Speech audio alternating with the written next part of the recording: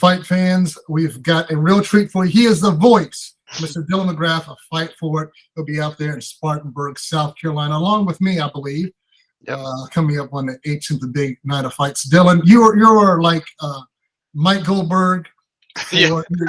you're Joe Buck for an older generation like myself. You're the Pat Summerall and Marv Albert. Now that's a great. I like, I'm trying to be somewhere between Mike Goldberg and Stuart Scott. Those were the two guys that really influenced me the most as a kid. So if I can get one of them, I'm doing good. Absolutely, the late great Stuart Scott out of the Carolinas himself to the University of Chapel Hill, go Tar Heels. Dylan, right off the bat, I'm going to start you off with something hopefully a bit easy for you. Okay. What fight are you most looking forward to on Sunday? I went back and forth on this one for a little bit, especially when they were kind of playing around with the ideas of a lot of different fights. And when I heard pro fights were coming back to Fight For It, I was super excited. And I'm most excited, I got to say, about Gabriel Brown versus Paris Artis. I'm a big fan of both these guys. I've commentated fights for Paris on Next Level Fight Club. I've commentated fights for Gabriel at both Fight For It, Conflict. I've seen him go from an amateur. I think it was in his second fight. He lost to Billy Jack Cup via a Darce. And it was kind of a questionable stoppage at the time. I thought I was sure of what I was seeing. And then when I went back and looked at it on the monitor after the fact, I was like, maybe Gabriel had some reasons to be upset there. But I noticed the interview, he didn't mention that at all. He took full responsibility for his losses and just said that, he's improving every day. He's on an incredible team. I think one of the storylines of this card is definitely the Evolution Fight team as a whole, looking at that 1, 2, 3, talking about the main card there. I think that is a big story going into this, is just how much Justin Scoggins, Sarah McMahon, the people that are in there every day, sharpening the iron, as they say, in this industry, in this game. I'm excited to see what Gabriel Brown brings to the table, because I know that this guy, I've seen a lot of his fights. I've been right there. He is vicious on the ground, and he's not just one of these guys that gets you down and holds you down. He likes to hurt people on the ground. He's a great ground and pound fighter, a great submission artist. And the return of Paris Artis, I think this to the Carolinas, this goes without saying, one of the biggest prospects this area has had in a long, long time. When you talk about the Brian Battles, when you talk about the Trayshawn Gores of this fight scene, this is a guy who definitely stands out as somebody who maybe, if COVID had not happened, would already be in the big show. Sure. And here he is, 5-1, taking on an emerging pro fighter in Gabriel Brown. This is a situation where I feel like there's not a lot to gain for Paris Artis other than putting on a phenomenal performance, but he's taking on an extremely game and dangerous dude in Gabriel Brown. And I'm excited to see if he can keep it on the feet, because I know that's the one thing Gabriel Brown definitely has an edge on him on, is that wrestling. And the first time, and I'm going to mispronounce his name, and thank you for the pronunciation of Gabriel Brown, that the first time I spoke to him face to face, soft-spoken kid, but watch his workout. He is a pure stud, grade A beef stud out there. He's jacked. Yeah. He's jacked. And he, like you said, in his interview, he was like, I've been training for this all my life. And he definitely has both the body of work and the literal physical body of someone who has been doing this all their life. And when people talk about the next generation of MMA fighters, when they talk about people who were, from the time they're 5 years old, they're in a gi to now, Gabriel Brown is one of those guys. And it's not just that he's got all this background in martial arts, it's specifically so long in the hardest aspects of martial arts. So the wrestling, the grappling, the grind. He doesn't have any problem going into the gym and grinding for 3, 4, 5 hours with people that are very high level, like Scoggins, like Sarah McMahon, people who can push the pace on him and still make him feel tested, even though he's been doing this for so long and this is just his everyday life. I'm pretty impressed by him overall as a talent, but I was also, when you see him on fight night and then you see him just like in an interview with you, it's a completely different guy in there. And he's definitely one of those guys that flips the switch. So. Absolutely. And he started out so young. I believe he's in his early 20s.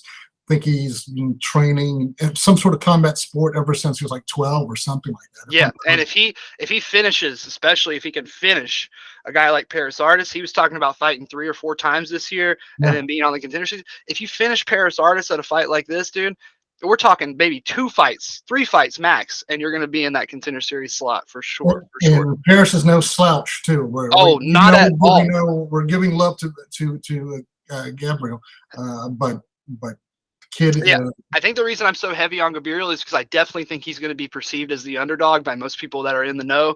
Paris, like I said, he's a phenomenal talent. And not only is he technical and talented, he can really put people away. I mean, you see him, especially for his weight class. He's not the world's tallest guy in the world. He's not the most muscular guy in the world. But when he hits people, he hits them in the right places with timing, with accuracy, and power. And yeah, I mean, I've seen him knock out some guys in some pretty precarious spots. And he's not a slouch on the ground either by any means. It's not like Gabriel's going to have an easy time holding him down. I just think that Paris has everything to lose here. And I think that he really has to go out there and have a statement type of finish against Gabriel. And then we could be seeing him in the contender series as early as his next fight, if not the fight after next. Absolutely. What fight do you think, or fighter may have you think might come as a surprise on that fight night? There's 2 fights in particular that I think are worth mentioning here. Of course, sticking with the pros, I think the Castro and Whitlow fight is going to be really good. Both these guys are pro debuts, but if you look at their body of work from before they made their pro debut, especially their fights at Fight For It, they're both really gamers. Castro is a traditional, when it comes to MMA, he's like a very traditionalist Mexican style boxer type of fighter. He's got hands. He put them on Emmanuel Simpson the last fight I called of his, and I know he's got some wins since then as well. And then you have Whitlow, who's good on the feet, good with grappling, has a couple of wins by submission. Always aggressive. That's what both these guys bring to the table. So, Castro had that fight with Ahmed Kamas. That was a draw, fight of the night type of fight. I'm expecting not a draw. I'm sure one of them will actually walk away with the victory, but I am expecting another fight of the night type of fight. Now we're talking about fighters that may surprise you. I think a lot of people are going to be surprised by Addison Hendry. He's taking on Emmanuel Simpson out of one of the toughest gyms in the entire East Coast, if not, the entire country in Carolina Combat Sports. I think, formerly Highston Charlotte, now Coach Ziegler and those guys over at Carolina Combat Sports, they have Kendall Morris, they have all of these guys. And one of their guys that's been with them for a long time is Emmanuel Simpson. If you watch Fight For It, you know what he can do. Addison's also fought on Fight For It, but I'm telling you, this kid is a completely different animal than when he was fighting on Fight For It. I've trained with him recently. I taught him a little bit of like a sequence at Hometown, a sequence that I would spend mostly like an hour and 20 minutes teaching grappling wise. He picked it up in like 15 minutes and was hitting the reps like better. His reps were looking better than mine after like 3 or 4 reps. So I just think he's a sponge of talent. He comes from a very, very small gym, Rory O'Malley's Fight Factory. Out in the middle of nowhere here up in Eastern NC. So I am sure that he's on nobody's radar going into this fight. And a lot of people know Carolina Combat Sports, and by proxy, a lot of people know Emmanuel. I think that Addison is not going to be any kind of pushover for him. And Emmanuel, I think, has something to prove to himself in this fight as well. So I'm excited for that one because I think it'll be very competitive. It's a long fight night once you get to these Fight For It fights. And the great fights, Marcelo Rodriguez, I know for a long time, going back to the Elite Championship days. You got Jonathan Stanley out there. How do you personally prepare for such a long night? Well, it all starts with the notes, doing things like watching the previous fights, if I can get my hands on them, talking to the fighters or watching, your interviews or things that are out there like that already.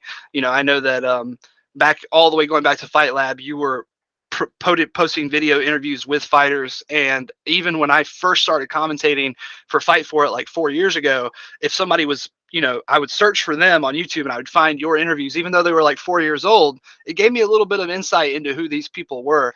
And that's kind of what I try to do, because as a commentator, my job, especially as playing my role, I never try to be the person who's like telling you what should be happening in there or what this coach should be doing or what this fighter should be doing. I'm just calling the action like I see it for the most part. So my job is to tell the story of these martial artists and kind of put them on a pedestal, if you will, because, they train really hard and they work really hard to get to fight night. And then on fight night, they get to like do the thing that they've, thought about for all these weeks and sometimes months with some of these guys. And I think they should be revered for their hard work and their discipline and being able to make it into the cage. Because as you know, as somebody who's been training and been around the gyms a lot, you know that it takes a lot to even sign up for a fight night. And then it takes even more, exponentially even more, to actually go from saying you want to fight to actually fighting in that cage. So yeah, I have a lot of respect for these guys, and that's kind of my big motivation when it comes to the research and the prep that I do. And as far as physically, man, I've been doing some kind of professional commentary for like 10 years. And when I first started, I got started in the video game world, the esports world. And the nice thing about that is you'll work an event like this where it's like an 8 or 9 hour day of content streaming wise, but there's like 8 commentators. So they'll swap out 2 and 2 every couple hours, right? At a fight night, I have to go 20 fights, 30 fights deep, and I'm there the whole time. Yeah. So luckily I have a great partner and Seth Stevenson and Taylor and all the people who, I work with on these other promotions that, we cover for each other while we got to run to the bathroom or whatever the case may be, or we make the most out of that 10-minute intermission. But yeah, it's the only physical challenge with it is really the bathroom side of things and not eating. I'll try to eat before and then I'll go get some Buffalo Wild Wings or whatever the case may be after. We'll see if we can have some snacks up there. Yeah, sometimes, Fight For It's a good promotion, man. You work for some promotions and it's like in the parking lot of a strip club and you don't know what's going on. But Fight For It takes care of me. They always bring me something to drink. They make sure I got my waters. I go through like 9 or 10 or 15 bottles of water in one night, but they just keep bringing them. I truly, even though I don't do this at the professional highest level for the UFC, every time I do get to do it, even when it's for a fight in the parking lot of a strip club, I am very, very grateful to be that close to the action and get to see these guys like Gabriel, like Kendall Morris as well, who I've seen from their first amateur fight to where they are now. And I've been lucky to be right there at cage side for it. So I've had a pretty good perspective on a lot of these guys. And I was gonna thank you, but when you started dating me, going back to my old Fight Lab days, so the thank you is out of there. But you're correct. I always tell people we are like the glorified fans because we have, even though we're working, we have the best seat in the house. Well, that's your motivation to start, right? At first, when you start, nobody's paying you for it. You're the luckiest thing you can hope for. The best thing you can hope for is that somebody gives you a pass so you don't have to pay to get in, and then slowly but surely you get closer and closer. Absolutely. And then eventually, the hard work pays off. And I think that you've done a lot of hard work for the scene over the years, and it's paid off for you. And I know that now that the North Carolina Commission's coming back, I know we're about to talk about that. There's going to be more work for both of us. So I know we're going to see a lot more fights, and I'm super happy about it. Yeah, thanks for stealing my thunder, because the last question will get you out of this. So what does it mean having the North Carolina Commission come back? It's even pre-pandemic days, it went away, I believe. Yes. 1 or 2 years before the 2020 rolled around, and we all know that happened. Mm-hmm. The commission went away. What does it mean now? What are you hearing around town? Well, I don't believe there might have been a kickboxing card or maybe a smaller MMA card that wasn't streamed, but I know that the last fight night that I called was for Next Level Fight Club in Greenville, where Paris Artist got that big knockout and where I kind of became introduced to him as a martial artist.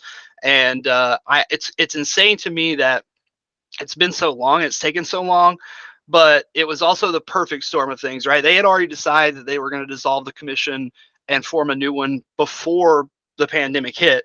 And then when the pandemic hit, governments are looking to, cut corners and cut money wherever they can. The problem that I see is that, not only is it a crime, for the fighters that aren't getting to fight in their own backyards. And there's a lot of people who, not everyone does this because they want to go to the UFC, Brian, and I know it, that, a lot of people do this because they really enjoy fighting in front of their family, or they just enjoy getting out there and competing. We talked about Tanner Saraceno in your interview. He's a husband, he's a father, he's got a business, he's got a lot of other things that probably might have a higher priority for him than becoming a UFC champion. And that's totally okay. Those are the guys that really build these shows out. And it's a shame that they haven't had that opportunity to, reflect that and fight for their communities and do positive things for their communities in terms of getting people out to support them and everything. But it's been so long that it's like, wow, you guys are really losing money. If you look at the number of events that South Carolina has had in just combat sports alone, I was just at Walker Vivian's fight night, and it's a small fight night in a shrine club in Florence, which is not a tourist destination type of town. and they sold the whole place out to the point where they were bringing in new tables and people were buying VIP tables at the ticket. I mean, I think that there is a big there's a big gap in all of our hearts. And one thing that I love about fighting is that you and I are plugged in. We know every single fight card that's going on. We know who's fighting. We know the fighters. We know what gyms they train at. But a lot of times, the people that you see at these events, they don't know anything. They might know one person that they work with, or they might have been invited by one fighter who their best friend Derek is married to, or something like that. Yeah. And they end up at these fight nights, and they have a good time, because whether it's in the parking lot of a 7-Eleven or a strip club, or whether it's in Madison Square Garden, people just like to watch other people fight. It's something instinctual and primal, and it's been missing from North Carolina, and the tax revenue from these events has been missing from North Carolina. I was talking to Chris Luder, who's a referee. He was one of the referees on the old commission. He took the official training, and now he's going to be reffing on the new commission, and he was telling me some things. We've got lightning strikes coming back at the Durham Armory this month. It'll be the first combat sports card in the Carolinas since that long absence. And I'm really looking forward to seeing what the new commission announces about their MMA rule set, because as you know, back in the day, couldn't do head kicks. There's a lot of things that were a little weird about the MMA rule set, especially for amateurs, same day weigh-ins, et cetera, et cetera. So I'm hoping that they adopt a more progressive and standardized type of rule sets that other states that surround us are using, so we can make it a little bit easier on the fighters to go from state to state to state and not have to worry about accidentally kicking someone in the head or something like that, or kneeing someone in the head, So yeah, I'm very excited for the fights to return, because the local fights return, then the slightly bigger fights return. Global Legion is a big promotion that was not around before the pandemic. And they're going to be looking at North Carolina. They're going to be looking at Raleigh. They're going to be looking at these big cities, because they've been right outside Charlotte, and look at the amount of tension and the amount of love they've got. So if you don't think that these other promotions, like even maybe Fight For It, are going to be looking at Raleigh, Greensboro, these other places to do shows, then you're out of your mind. I mean, I think that there's a big audience for it, and I think that there is tons more people training even on the casual level now than there were pre-pandemic. I mean, there are some gyms obviously that have not bounced back or went out of business, but from my experience, all the gyms that stuck around have a lot more people training and a lot more people trying to fight. I train at Elevate, and when before the pandemic, there was maybe 3 or 4, maybe 5 people on the serious fight team at Elevate. Now there's almost 20 people on the fight team, just on the fight team. So there's a lot more people looking to compete, and hopefully the commission returning means more opportunities for that. Absolutely. Just to piggyback before I let you go here, I go train down at Modern Warrior, and it's right on that North Carolina, South Carolina. It's, I don't want to say robbing, but it's something short of robbing these young men and women an opportunity to fight, especially in the big city of Charlotte, or maybe even outside Charlotte, a Gastonia, a Concord, wherever. That's 4 or 5 years of not being able to fight in your own backyard. And also going the guys down at Combat. I know a lot of guys at Carolina Combat. My good friend Josh Monsinger is down there. Hopefully he's going to make a fight announcement pretty soon. But having to go to South Carolina, even though it's not too far, you still have to make a drive, bringing your friends, or going to Tennessee. There's always somebody who's going to tell you, I'm sorry, I can't make it. Exactly. Or even if it's 15 minutes down the street, that. And like I said, there's a lot of guys who, like Motsinger and a lot of those guys at Carolina Combat Sports, they're the kind of people who will go out and find the opportunities. They'll go to Tennessee, they'll go to New Jersey, they'll go where it takes, because they want to fight, and this is what they love to do. But there are some guys who are not motivated as much by that, and we don't get to see them again. And not only are they being robbed of the opportunity to perform, we're being robbed of the opportunity to see them. I mean, I think about a guy like Josh Oxendine. I think that by the time he had his last MMA fight before COVID, a lot of people had kind of written off his chances of going to the UFC. He comes back to MMA, has a couple knockouts, has a loss, switches over to the bare knuckle world, and now he's having a wild amount of success. Same with Tony Loco Soto. These are guys who, if they would have stuck around and kind of waited for things to play out, we might not have even seen them. I also think about Ernest Robinson, who is 45 now. When this whole thing started, he was 41. Mhm. You know, that especially when you talk about a guy like that, you know, you're talking about a guy who was really looking to make this pro debut a lot sooner, and who knows how long it's been delayed by things like this and holdups with the commission. So I totally agree with you that it's not robbing outright, because obviously they can still go find it, but it is Pretty taking damn away close. some of the pretty close, and it's almost like being held over a barrel, you know, or a Yeah. gun to your head, you know, fight somewhere else or don't fight at all. And so I'm hoping that the commission, because I know that the new commission is made primarily of people that were on the old commission, so I'm hoping that, you know, they have the experience and they have the history, the lessons of history behind them, so that they know going forward what to do to be, you know, a better athletic sports representative. I think that the old mentality was too centered around boxing. So hopefully now that, especially on the local level, MMA much more widespread, a lot more people do it on the amateur level than with boxing. So I'm hoping that the new commission has either a separate division for MMA, or they have like a completely separate training course, you know, for MMA. Which, from what Luder was telling me, that does sound like the case. They've already trained judges, they've already trained referees. So I'm pretty sure that they're all ready to go for lightning strikes at the end of this month. I'm going to be there for sure, and I'm excited to see how they look in action. Yeah, they've got a lot of good things coming down the pipe. Let's keep it going in 2023. The guy, the voice of Fight For It, Mr. Dylan McGrath. Sir, I'm going to see you down there Yep, on can't wait, man. Saturday. Fans, get your tickets. Shake Dylan's hand. Nice, friendly guy. Maybe he'll show you how to clean up that majestic beard going on there, right there. It's all about the oils. It's all about the oils, guys. Keep it hydrated. Dylan, thank you very much. Of course, Chaz. I appreciate you. Thank you, man.